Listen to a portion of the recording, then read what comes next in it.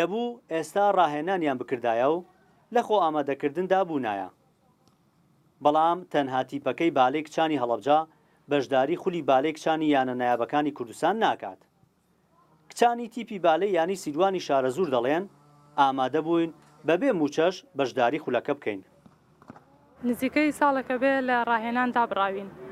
زۆربەی یاریزانەکانی نادیەکەمان سار بوونەتەوە لە تەمرینکردن.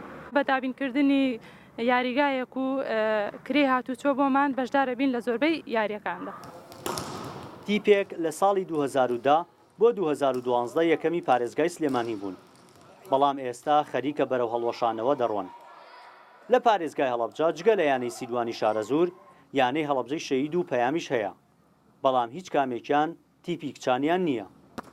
ژیانەیەک پشگیری وەرزشی ژنان و ئافرەتان ناکات لە هەڵەبجە، بۆیە ئێمە داواکاری نوک و پارێزگاکانی دیکە یانەیەکی تایبەت بە ژنان و ئافرەتان بکرێتەوە بۆ ئەوی زیاتر پەرە بە وەرزشی ئافرەتان بدرێت و نەمرێت. یانەی سیروانی شارەزوور لە ساڵی 2015 بۆ نۆتیپەکەیان تەنها 3 نیومنحەیان وەرگرتووە و لە ساڵی 2016 هیچ بودجەیەکیان وەرنەگرتووە و ئێستا نزیکەی 100 میلیۆن دینار قەرزارن. وەزارەتی وەرزش هەستا پۆلیۆنکردنی پۆلیۆنی نادیەکانی کرد. ئەوانەی کە نایابن زیاتر لە 40 میلیۆن وەرەگرن، بەس وەکو پێشینە مانگانش 2 میلیۆن وەرەگرن.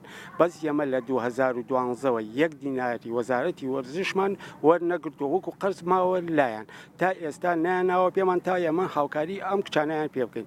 ئێمە ئەو هاوکاریش کردومانە لەسەر مەسرفی نادی و خۆمان کردومان. ئەم تیپا لە ساڵی 2008ەوە دامەزراون. یاریگایان نییە و بێ بودجە و بێ موچە و بێ ڕاهێنەریشن و ساڵێک دەبێت ڕاهێنەرەکەیان دەستی لە کار کێشاوەتەوە.